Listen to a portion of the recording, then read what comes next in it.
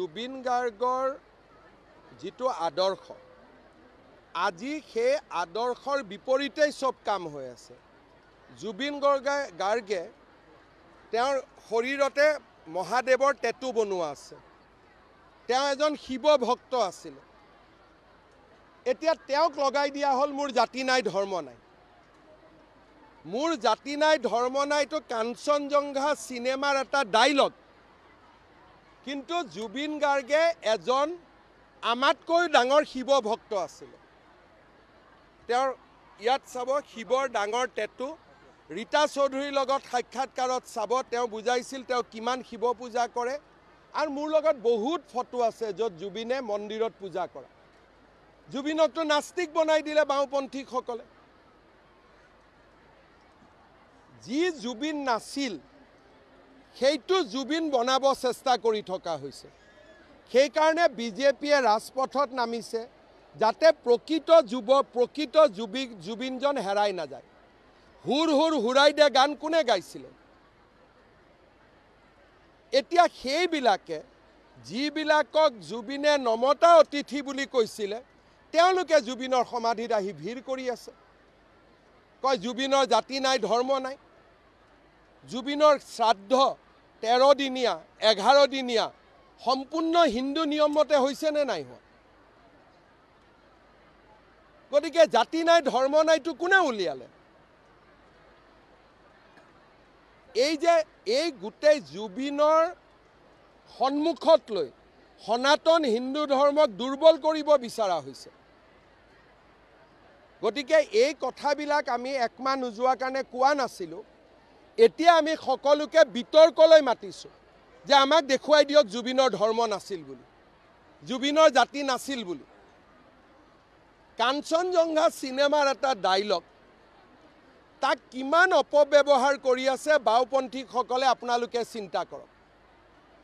কয় আজি আপোনালোকে কৈ আছে যে বোমা কিয় মানুহে ফুটালে? কালি প্ৰেছ ক্লাবৰ ইলেকশ্যনৰ পিছত কিয় বোমা ফুটালে সাংবাদিকসকলে? দেৱালীত ৰাইজে বোমা ফুটালে সমালোচনা কৰিলে। কালি প্ৰেছ ক্লাবৰ ইলেকশ্যনৰ পিছত একেবিলাক সাংবাদিকে বোমা ফুটাই দিলে।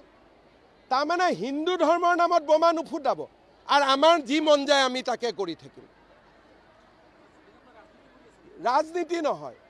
জুবিন যেন হিন্দু বিৰোধী আছিল, জুবিনৰ যেন ধৰ্ম নাছিলে, তেনেকুৱা পৰিৱেশ এটা অসমত সৃষ্টি কৰিব খোজা হৈছে যাতে উচ্ছেদ হ'বলগীয়া মানুহবিলাকে নিৰাপত্তা পায়। যাতে এই যি আমি এটা অসমক জাতি মাটি ভেটি বচাবৰ কাৰণে এটা আমি তীব্ৰ গণ চিন্তা কৰিছোঁ তাক যাতে স্তিমিত কৰিব পৰা যায়। নেপথ্যত বাওঁপন্থীসকল, অখিল গগৈ এইবিলাকে আছে, কংগ্ৰেছ। ক'ৰবাত এনেকুৱা নিয়ম দেখিছে নেকি যে সমাধিত গ'লোঁ সাফৰেদি খুলি আমি তাতে মদ ঢালি দিলোঁ? এইটো আত্মা ভগৱানৰ অংশ হয়। কি জুবিনক অসমীয়া জাতিয়ে কি মদেদি পূজা কৰিব নেকি? এইবিলাক নিয়ম কোনে কৰি আছে?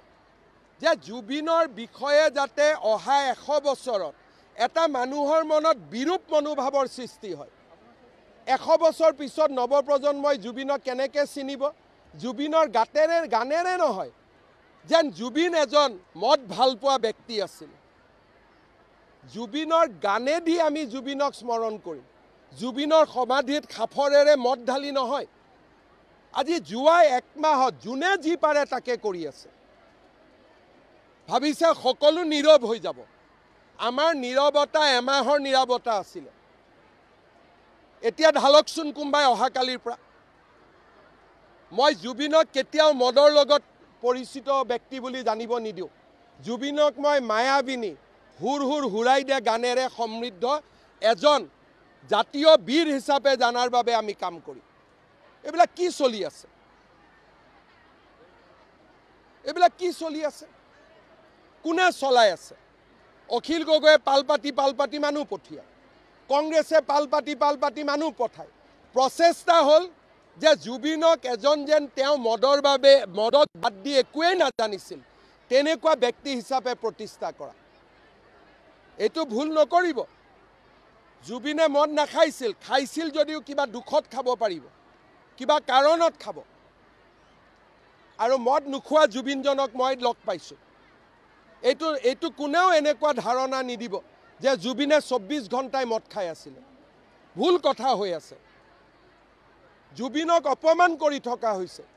জুবিনক ন্যায় দিয়াৰ নামত এছাম ব্যক্তিয়ে জুবিনৰ সত্তা আৰু জুবিনৰ আত্মাক হত্যা কৰিব খুজি আছে।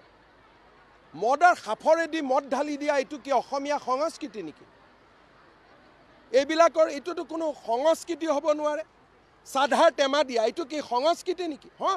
সি ভাল পাইছিলে, আমি জুইৰ লগত ঘৰৰ মানুহে তাক উৎসৰ্গা কৰি দিলে, অগ্নিত তাক দি দিলে।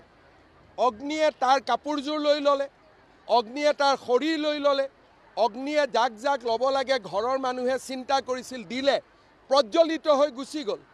এতিয়া জুবিনক আমি গানেৰে সংস্কৃতিৰে আমি জীয়াই ৰাখিব লাগিব, উন্মাদনাৰে নহয়। আৰু উন্মাদনাক বিজেপি চৰকাৰে কেতিয়াও স্বীকাৰ নকৰে। উন্মাদনা দি আমাক এক কদম কোনেও হিলাব নোৱাৰে। কোনোবাই ভাবিছে যদি উন্মাদনাত চৰকাৰে শিৰ নত কৰিব, এইটো অখিল গগৈয়ে ভুল ভাবি আছে। যিদিনাখনলৈকে হিমন্ত বিশ্ব শৰ্মা অসমত মুখ্যমন্ত্ৰী হৈ আছে, উন্মাদনাৰ ওচৰত আমি নতি স্বীকাৰ নকৰোঁ। এইটো একদম নিশ্চিত হৈ থাকক। সকলোৱে চিনেমা ৰাইজে চাব, চৰকাৰে কৰিব নালাগে। আপোনালোকে কৰিব, আমি কৰিম। ব্যক্তিগত হিচাপে মই চাম, আপুনি চাব। জুবিনক চৰকাৰী ব্যক্তি নবনাব, জুবিনক ৰাইজৰ ব্যক্তি কৰি ৰাখক।